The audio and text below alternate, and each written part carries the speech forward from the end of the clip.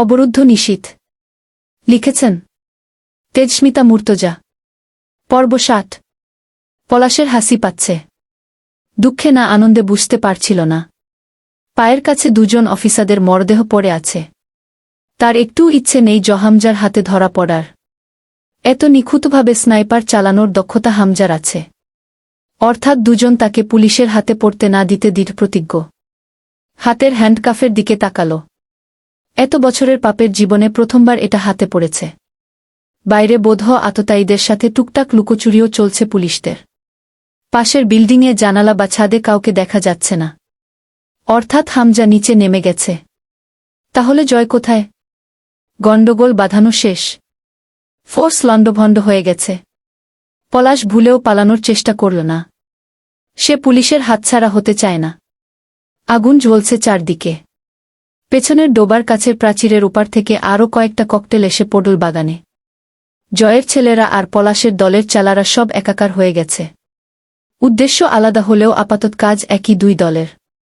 পলাশকে পুলিশের হাতে না পড়তে না দেয়া। ককটেল একটা পলাশকে ঘেঁষে গেল। দ্রুত মাথা নামিয়ে বকে ওঠে পলাশ। রূপকথার জন্য বেশ টেনশন হচ্ছিল। ওকেও কি ধরা হবে? ও তো কোনো দোষ করেনি। তার নিজের বুকে আঘাত করার অধিকার শুধু তার আছে। পাশের বিল্ডিংয়ে বাহিনীর ৩ জন ঢুকে পড়ল। হামজা তখনও বিল্ডিংয়ের ভেতরেই। দোতলায় নেমে এসেছে ছাদ থেকে। দোতলায় প্রধান কার্যালয় এনজিওটির। একাধিক কেবিন আর ডেস্ক সাজানো এক এক ইউনিটে। বাথরুমের দেয়ালের আড়ালে দাঁড়াল হামজা। বাহিনীর লোক প্রথমত ছাদে উঠবে। কারণ ওরা নিশ্চিত বুঝেছে ফায়ারিং ছাদের উপর থেকে হয়েছে। হাতের M24 স্নাইপার রাইফেলটির ওজন কম বেশি ১৫-১৬ পাউন্ড। সেটাকে ঠ্যাঙিয়ে ঠেকিয়ে রুমাল দিয়ে মুখমাথা বেঁধে ফেল। চোখ দুটোও ঠিকমতো দেখা যাচ্ছিল না।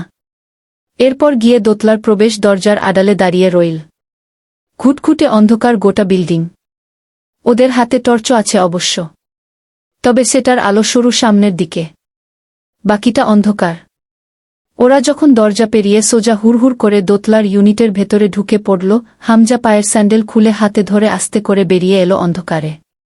নিঃশব্দে সিঁড়ি দিয়ে নেমে বাড়ির পেছনের ডোবার ধার এগিয়ে গিয়ে আমবাগানের ধারে ঝোপের আড়ালে গিয়ে দাঁড়াল। জয় কারও অস্তিত্ব টের পেতেই পেছন না ঘুরেই পিস্তলের মুজেলটা হাত বাঁকিয়ে তার পেটে তাক করে। হামজা শান্ত স্বরে বলল, এখানে বেশিক্ষণ দাঁড়িয়ে থাকিস না। এই ঝোপটাকেও সার্চ করা হতে পারে। এগিয়ে যা। জয় খ্যাক করে উঠল, ভাই তুমি এখানে কার বাল লাগতে আইছ? ফোর্স ছড়ায় পড়ছে চারদিকে। কবির দাঁড়ায় আছে মোড়ের ওপারে, বাড়ি যাও। আরমিন, ভাবি, তুলি বাড়িতে একা। কেউ নাই কিন্তু বাসায় ওরা ছাড়া। হামজা জয়কে ছোট্ট একটা পকেট চাকু ধরিয়ে দিয়ে বলল, এটা রাখ। মুখের রুমালটা খুলে জয়ের হাতে পেঁচাতে পেঁচাতে বলল, সাবধানে ব্যবহার করবি ওটা। হাতে লাগলে সর্বনাশ। জয় ঠেলে বের করে দেয় হামজাকে, যাও তুমি। আমার কিছু হবে না। তখনও চারদিকে তোলপাড় হয়ে যাচ্ছে। আরও ব্যাকআপ টিম এসে ভরে গেছে চারদিকে। সব ছড়িয়ে পড়েছে চারপাশে।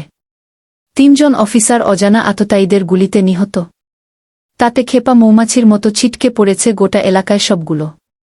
বাহিনীর লোক ভাবেনি পলাশকে ধরতে এমন কাণ্ড হবে। হবার কথা তো নয় আসলেই, কিন্তু হামজা স্পটটা পেরিয়ে বাকিটা পথ আরাম করে পাবলিকের মতো হেঁটে এসে মোড়ের এপারে কবিরকে বলল, সিচুয়েশন হ্যান্ড আউট হয়ে গেছে। জিপ নিয়ে তুই জয়ের কাছে যা। উল্টো পথ ধরে যাবি, তারপর পলাশের বাড়ির পেছনের আমবাগানের ভেতর থেকে ঢুকবি। ওদিক দিয়ে বের হবে। অন্য উপায় নেই আর। আচ্ছা ভাই। কবির কোনমতো মাথা নেড়ে গাইগুই করা শুরু করল, জয় ভাই বলছে আপনারে বাড়ি পৌঁছায়া দিতে। হামজা নীরব চোখে তাকাল, আর আমি কি বলছি? কবির আর একটা কথাও বলল না। চুপচাপ সোজা জিপে উঠে বসল। যাবার আগে শুধু আস্তে করে একবার বলল, ভাই আপনি কি আলাদা গাড়ি করে বাড়ি যাবেন? বাড়ি যাব না আপাতত। বাড়িতে কয়েকজনকে রেখে এসেছি। তুই দ্রুত যা। কবির চুপচাপ চলে যায়। হামজা জয়কে এমন অবস্থায় ফেলে বাসায় যাবে, এই ভাবনা ভাবার মতো কঠিন বোকামি করেছে সে, বুঝল। পলাশ তখনও পুলের ধারে দাঁড়ানো। ওর হাতে হ্যান্ডকাফ পরানোর পর পুলিশদের ওর দিকে আর খেয়ালই নেই। পুরো মনোযোগটা ৩ মরদেহ ও অজানা হামলাকারীদের উপর পড়েছে। পলাশের কাছে তখন মাত্র 2 জন রক্ষী। তবু বেশ দায়সারাভাবে দাঁড়িয়ে। কারণ পলাশের কোনো হেলদোল নেই, সে যেন হাতকড়া পরে বেশ সুখেই দাঁড়িয়ে আছে। হাত দিয়ে মাঝে মধ্যে পকেট হাতড়ানোর চেষ্টা করছে। একটু লেবুপানি পেলে ভালো হতো। মাথাটা ঝিমঝিম করছে তার। জয়ের মুখ বাঁধা। তবুও বোতলের কর্ক খুলতেই ঝাঁঝালো এক শ্বাস আটকানো ধোয়ার মতো গন্ধ এসে নাকে ঠেকল। হালকা কেসে উঠল। লোহার গেইটের ছিটকিনির উপর অল্প অল্প করে তরল ঢালছিল, তাতাল ছোঁয়ায় প্লাস্টিকের মতো ক্ষয় হয়ে হয়ে পড়ছিল ধাতুগুলো। মাটিতে পড়ার পর চিরচির করে শব্দ হচ্ছিল। এক সময় গোটা ছিটকিনির সিস্টেমটাই ক্ষয় হয়ে পুরো নিঃশেষ হয়ে গেল। জয় বোতলটার কর্ক কোনমতে আটকে বোতলটা দূরে ছুঁড়ে মারল। হাতের রুমালের উপর পড়েছে বোধহয় 2-1 ফোঁটা। রুমাল না পেঁচানো থাকলে হাতে লাগত। পিস্তলের ম্যাগাজিন খুলে কয়েকটা এমও রিলোড করে সাইলেন্সার লাগিয়ে নিয়ে আস্তে করে গেইটটা খুলে ভেতরে ঢুকল। শুকনো পরে গাদা হয়ে আছে। হাইবুটের নিচে মরমর করছিল। পলাশ এদিক ওদিক তাকিতুকি করছিল। জয়কে দেখে ভ্রু কুঁচকে ফেল, তারপর কেমন একটা অস্থিরতা ঘিরে ধরল পলাশকে। হাজার হোক, এই জয়কে পলাশ ছোট থেকে দেখেছে, হোটেলে একসাথে বসে মদ খাওয়া, আড্ডা দেয়া, তার সামনে এমন নিকৃষ্ট অপরাধীর মতো দাঁড়াতে বেশ অপ্রস্তুত লাগছিল পলাশের।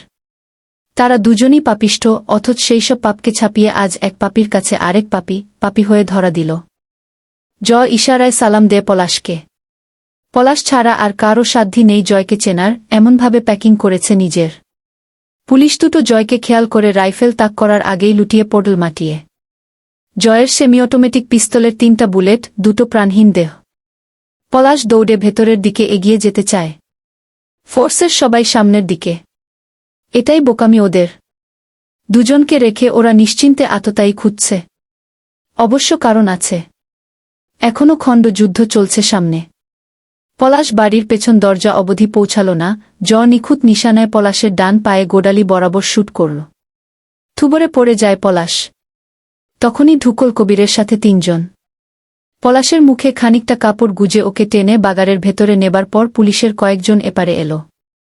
গোটা ঘটনাটা পুলিশ বাহিনী পলাশের বাড়িতে ঢোকার 5 মিনিটের মাঝে ঘটে গেল। একই সাথে বিভিন্ন দিকে বিভিন্নভাবে সেট আপ হয়ে শেষ অবধি জয় গাড়ি ভাগিয়ে আমবাগান পেরিয়ে ঢুকে পড়ল এক গ্যারাজে। সেখানকার শাটার ডাউন হল। পুলিশের বাহিনীর নাগালের ভেতরেই তারা তখন নাগাল ছাড়ানো ফেরারি। পলাশের পায়ের গুলিটা কোনোমতো পা ছুঁয়ে গেছিল। নেহাত থামানোর উদ্দেশ্যে গুলি ছোড়া। কোনোমতো রক্ত বন্ধ করে ওকে সাডেটিভ ড্রাগ দেয়া হল। শেষরাতের দিকে যখন গাঙের পাড়ের বাড়িতে পৌঁছানো ওরা, রূপকথা চুপচাপ দাঁড়িয়ে আছে জানালার ধারে। কবির অবাক হয়ে যায়। হামজা বসে আছে সোফায়। বাড়িতে না গিয়ে এখানে এসে জয়ের অপেক্ষা করছে। কি দৃঢ় বিশ্বাস, জয় জয়ী হয়েই ফিরবে। সে জয়কে সেই ধাঁচেই গঠনগতভাবে কাঠামো দিয়েছে। পলাশের বাড়ি নির্জন জায়গা। কারও সন্দেহ হবার কথা নয় যে পলাশ এভাবে পালিয়ে নিজের কোনো বাড়িতে যাবে। হলেও সে ব্যবস্থা আছে। পুলিশের ধারণা পলাশকে নিয়ে পালিয়েছে ওর দলের লোকেরা। রূপকথা স্বামীকে সেই রাতে একবার দেখেছিল অচেতন অবস্থায়। ওকে ধরে নিয়ে এসে বেসমেন্টের এই কক্ষে শিকল পরিয়ে রেখে গেছে। তারপর যেসব অমানুষিক অত্যাচার করা হয়েছে সেসব সময় রূপকথা দূরে থেকেছে। ওসব ভালো লাগে না। পলাশের গোমানি কানে এলে নিজের সেইসব দিনের কথা মনে পড়ে যায়। বিশেষ করে বিয়ের সেই প্রথম রাত। তার ফর্সা, নমনীয়, অক্ষত চামড়ায় পলাশের পাগলাটে থাবা পড়েছিল। এরপর আর সব কত যন্ত্রণা, কত ছটফটানি, প্রতারণা আর বাধ্যগত সেইসব পাপ। নিষ্পাপ এক চাঁদ মমতাহীনা। রূপকথার নিজেকে নোংরা কীট মনে হয় সর্বক্ষণ। রূপকথা মেঝেতে আঁচল বিছিয়ে বসে। জয় তাকে কতটুকু সময় দেবে পলাশের কাছে কাটানোর জানা নেই। তার কেমন লাগছে? কে জানে কেমন লাগছে? এই লাগার নাম নেই, বর্ণনা নেই। সে কি শেষবার মানুষের মতো দেখতে এই পশুকে দেখছে? বিয়ে আগ অবধি যে তার পলাশ ভাইজা ছিল, এরপর হল নরকের দ্বারক্ষী। আচ্ছা, রূপকথার অস্থির লাগছে কেন? কিসব হিসেব নিকাশের অঙ্ক ঘুরপাক খাচ্ছে জীবনের। অবর্ণনীয় সব অচিত অনুভূতিরা নিত্যরত চারধারে। অনেকক্ষণ বসে থাকে পলাশের মাথার কাছে। খুব ধীরে নিঃশ্বাস পড়ছে পলাশের। রূপকথার অবচেতনা ভাঙল, হিংস্র এক লাথি পড়ল দরজায়। রূপকথা নড়ল না, উঠল না, শুধু বলল, শব্দ করো না, নিশ্চুপ থাকো কিছুক্ষণ।